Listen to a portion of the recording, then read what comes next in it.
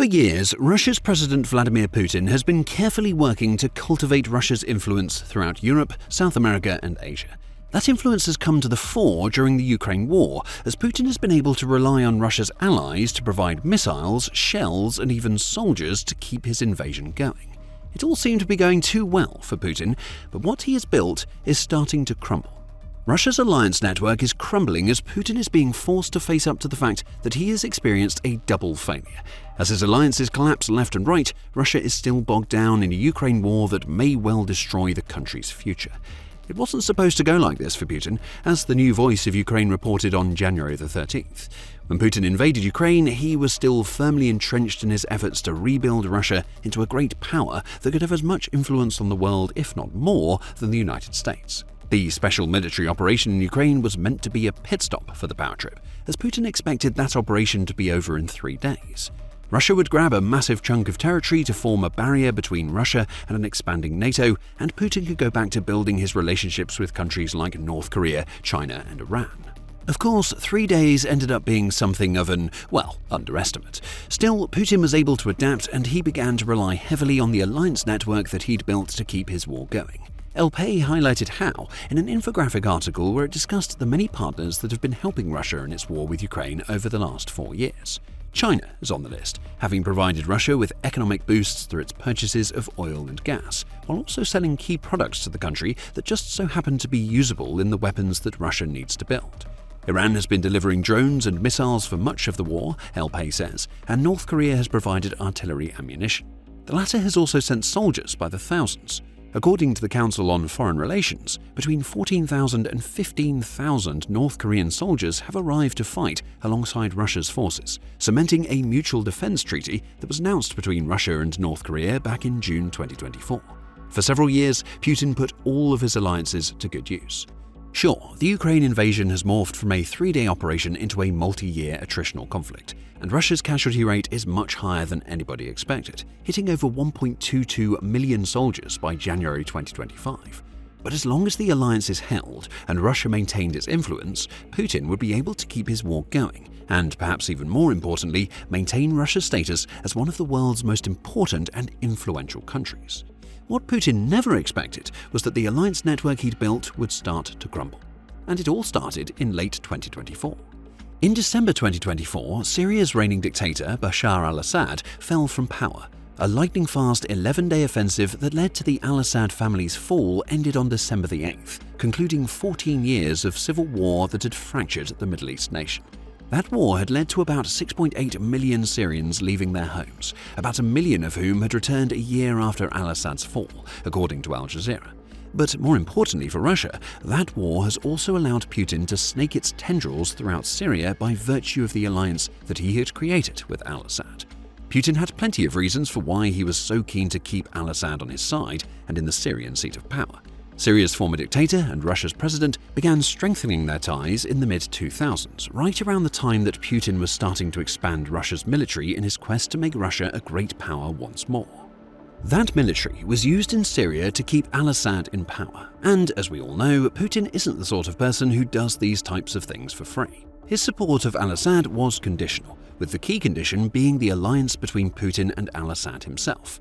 As long as that alliance existed, Russia would have influence in the Middle East. Margot Light, who is the Professor Emeritus in International Relations at the London School of Economics and Political Science, explained what this meant for Putin back in 2017.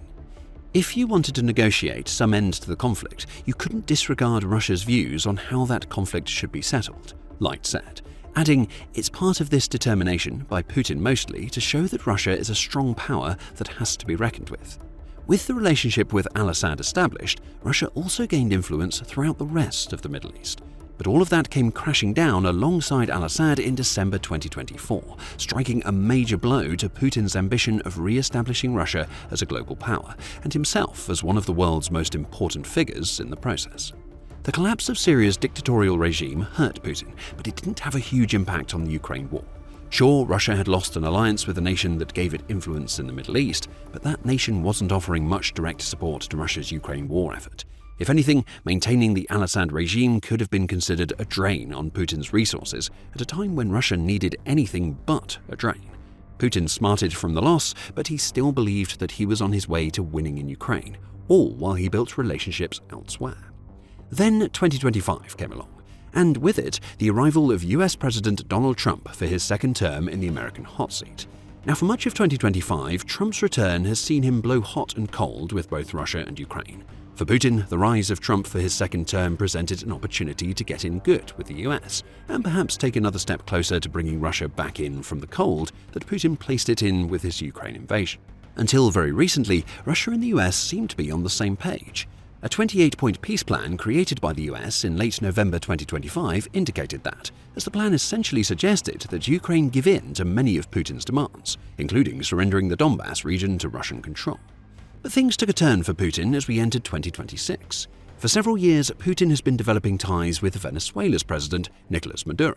This was very much a case of Putin using Maduro both to build influence in Latin America and as a bargaining chip of sorts that he could use to get his own way elsewhere. The Center for European Policy Analysis, or CEPA, makes that secondary use clear when it claimed in a January 13th article that Putin had offered to drop his support of Maduro 6 years ago if the collective West turned a blind eye to what he wanted to do with Ukraine. Maduro was a pawn to be used, but he was still an ally. And he was an ally that had started to become more important to Putin as the Ukraine war dragged on, and it became clear that not even Russia's withdrawal of support for Maduro would cause the West to give Russia a free hand in Ukraine. Promises of investment in Venezuela were made by Putin. When Trump started threatening naval blockades and the hunting down of drug boats using the US military, Russia reinforced Venezuela's air defenses with equipment provided by a specially arranged airlift. Putin may have seen Maduro as a bit of a patsy before, but by 2026, Venezuela's president was becoming a key ally, if only because his country's proximity to the US and position in Latin America gave Putin some more global influence. Or should we say, former president. On January the 3rd, the Trump administration did something that Putin never expected it to do: follow up on its vague military threats to Maduro. The early hours of that day saw the US carry out a series of airstrikes across Venezuela, which set the stage for US forces to storm into Caracas and apprehend Venezuela's president. In a flash, another of Putin's allies, who presided over a country that Russia had been courting since the mid-2000s, according to CEPA, was gone. Putin, for all of his supposed influence, wasn't able to do a thing about it. Moscow was also seemingly unable to protect its closest friend in South America earlier this month when the United States captured Venezuela's Nicolas Maduro, a leader who had dutifully made the trip to Moscow for Putin's Victory Day parade in May last year, Politico reports, revealing that Putin's power barely extends beyond his own borders, at least in Latin America. Another Putin ally was gone. The one small consolation for Russia was that it was another ally that had a minimal direct impact on Ukraine. Putin had received another blow, but it was one that he could also absorb. Granted, he would be absorbing that blow while Ukraine and the West could point to Maduro's fall as an example of Putin's failure to defend his allies as he promises. The same goes for the fall of al-Assad, but those were future problems that Putin could deal with as long as Iran, China and North Korea keep on providing what Russia needs to win the Ukraine war. And you can probably guess where this is going. More bad news is piling onto Putin as we speak, as mass protests are ongoing in Iran. CNBC says that those protests are boiling over into a full-blown revolution, leading to the Iran regime, led by Supreme Leader Ali Khamenei, being on the brink of collapse. If Khamenei falls, Russia stands to lose an ally that is having a direct impact on the Ukraine war. Bloomberg reported on January the 12th that Iran has sent a staggering $2.7 billion of missiles to Russia, many of which Putin has been using to strike Ukraine. There are also the drones. Iran sent thousands of its Shahed drones during the earlier stages of Putin's war, and Russia became so reliant on them that it spent $1.75 billion to reach a deal in which Iran permitted Russia to build those drones on its own territory. The relationship between Iran and Russia is no alliance of convenience, and it is unlike what we saw with the Maduro situation, where Putin was more focused on leverage than on tangible benefits. Iran gives weapons to Russia. It also offers the potential for influence building, as the founder of political risk consultancy firm Enmetana Advisory, Max Hess, tells CNBC. Moscow sees the potential loss of Iran as a much more significant risk to both its regional national posture than it saw the loss of Syria, Venezuela, or arguably its influence in Armenia over the last few years, Hess claims. The reason for this is because Iran is itself a regional power projector, which offers Russia a platform to build alliances and expand its own influence. So for the time being, Iran's regime is still in place. that may not last much longer, and if the regime collapses, the US may start to see Putin as the sort of weak leader that it can help to depose. You can find out more about that situation, along with America's vows to help Iran's protesters, in our video. With Putin-aligned regime after regime falling, the reality is starting to set in for Russia's president. The alliance that he has created and so heavily relied on to build his influence and support his war in Ukraine is a fiction. After all, none of the nations that we've discussed so far are part of the Russian Federation. Some, such as Iran, were only strategically allied out of necessity rather than desire, as former Russian diplomat Boris Bondarev told Politico on January 13th. He characterizes the relationship between the two nations as one that has undertones of serious mistrust, albeit one that was quite stable before the storm of protest descended on Iran. Al-Assad is gone, Maduro is gone, Khamenei may soon be done. But at least Putin still has China and North Korea, right? Well, sure, though one of those supposed allies is far from the partner that Putin needs if he is going to return Russia to what he sees as its rightful place at the global table. China, frankly, is far more of a geopolitical player than Russia, and Putin knows it. He also likely knows that just as Putin has used his relationships with the collapsed or collapsing regimes that we've mentioned to further his own power, China is just using Russia for its own ends until it becomes inconvenient for it to do so. China hasn't expressed full support for Russia's invasion of Ukraine for a start. Yes, China provides components and buys Russian oil, but Beijing has never come out and said Putin is in the right and he has China's full support. The country maintains a stated claim of neutrality that is far from the outright support that Putin needs to truly claim that he has China at his side.